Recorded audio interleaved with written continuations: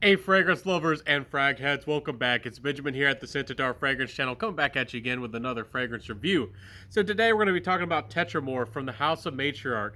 It's a very interesting little fragrance, and let me tell you all about it. First off, I'm going to completely admit to you that I was stooped, confused, bewildered.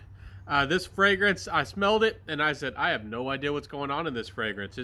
I've detected maybe a little bit of greenness, maybe a little bit of the moss, but I had no idea what was going on in this fragrance. I had to look up the notes. That's one of the things I first do when I find a fragrance that I don't understand, and I encourage y'all to do that as well. If you smell a fragrance and you find something interesting about it, if your fragrance piques your interest and you don't know what's going on, learn about the notes, learn about what's going into a fragrance. Sometimes the fragrance is the in sum of its parts. The notes only matter to create the final product. Some fragrances are composed that certain fragrances are big players in the fragrance. So it all depends on the fragrance, but this fragrance has four main accords. It has notes of rose leaf, Cambodian, Colombian, not Cambodian, gardenia, forest moss, and angel feathers.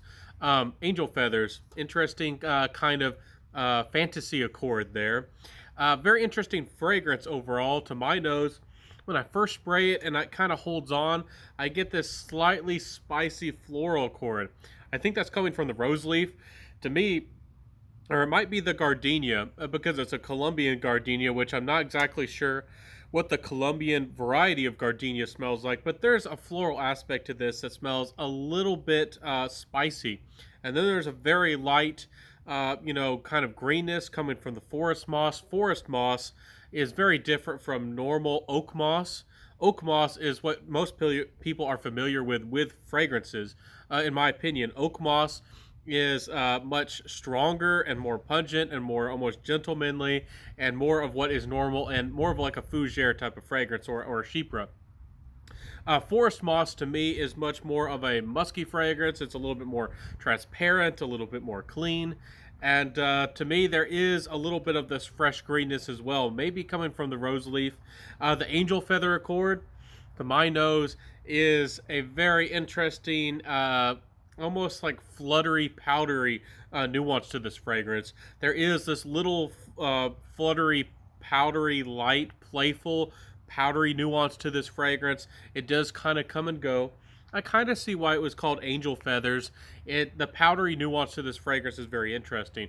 Right off the bat, I'm going to say that if you really like powdery fragrances, there's recently been a few powdery fragrances that come out. And there are some people who are big fans of powdery nuances in fragrances. Just like Telegram, by I think it was Imaginary Authors.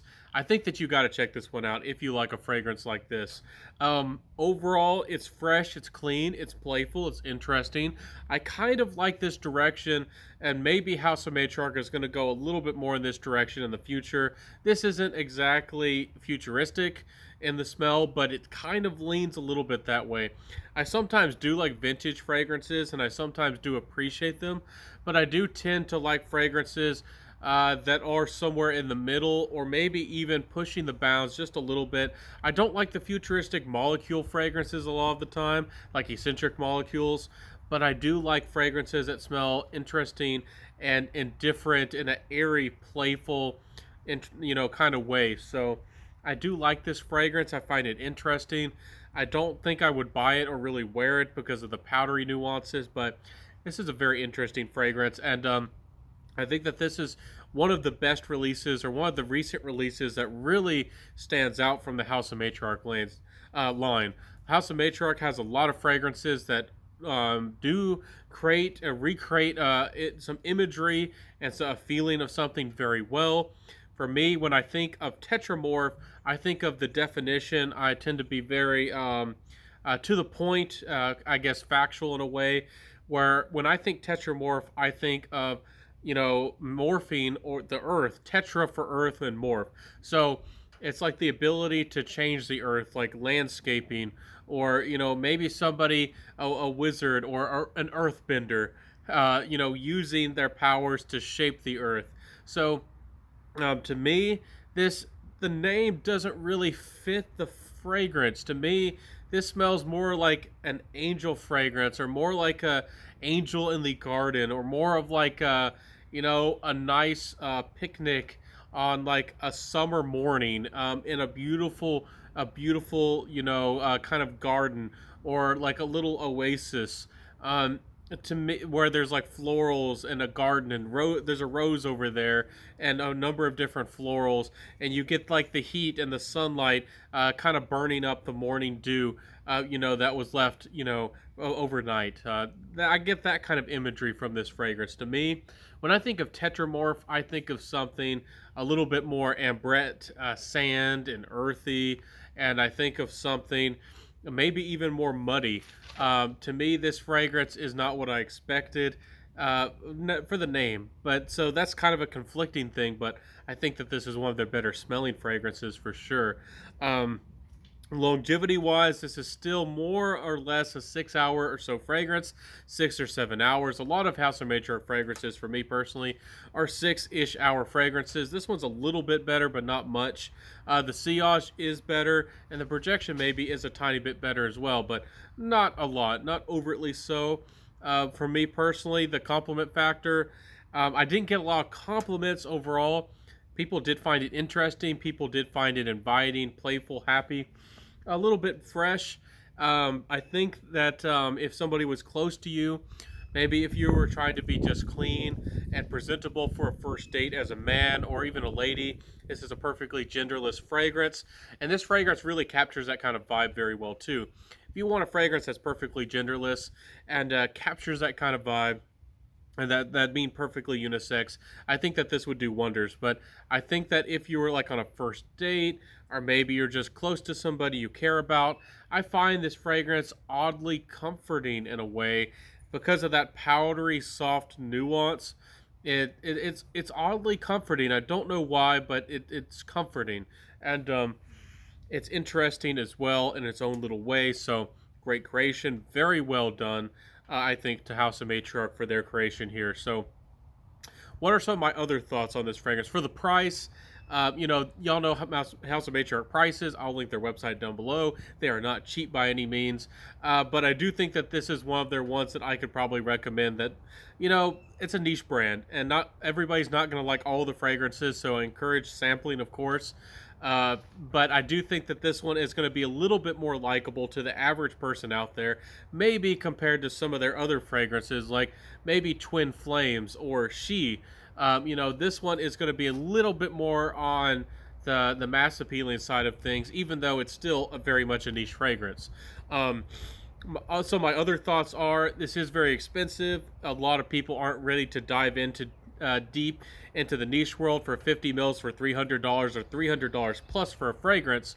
So this might not be the kind of territory you're interested in. Some people love cheapies, some people love designer fragrances, and if you just want to smell good on a budget, niche fragrances like this are not for you. But if you have more exclusive taste, if you want something particularly special, if you want to smell different, this could be a very nice way to go about it. And for out and about situations, I think that this one does perform a little bit better than maybe some of the other House of Matriarch. So, nice fragrance through and through. One of my my final thoughts. I think that you should try this one out. I do think that I would suggest getting a sniff on this one with any fragrance, especially niche, for how expensive they are. I don't encourage a blind buy, but sampling this fragrance would certainly be fun. It would be different. And if you are a fan of powdery fragrances, you might just like this one, and you might just want to get your nose on it. Check this one out. Let me know what you think about it. I do like that there are only 4 notes, and there is such good complexity to this fragrance, or there is such a nice balance out of this fragrance. It's not something easy to do, to make a fragrance with only 4 main accords, or more 4 main fragrances, or kind of a components to a fragrance, and make it so well rounded and make it a harmonious fragrance. I think that this was very well crafted, and even though I'm not the biggest fan of some House of Matriarch fragrances for the price, I think that there's better alternatives to a number of them. I think that this is one that's truly unique. I think that this is one that really stands out, has a lot of character to it, and I don't think anybody's going to duplicate or make anything that's somewhat similar to this at all anytime soon. Again, if you want something more affordable, you might go for Telegram by Imaginary Authors, but I do think that this one is worth seeking out. Anyways, I'll see you next time, my friends. If you like my content today, please help me out. Please like, comment, subscribe, hit that notification bell, share the video, tell a friend, and when you do, hit the notification bell. Please hit all notifications so you don't miss out on any of my content. So I'll see you next time, my friends. I wish you the very, very best. Have a good one. Peace out. Wear what you love, and rock what you got. And I'll see you next time, my friends. And bye.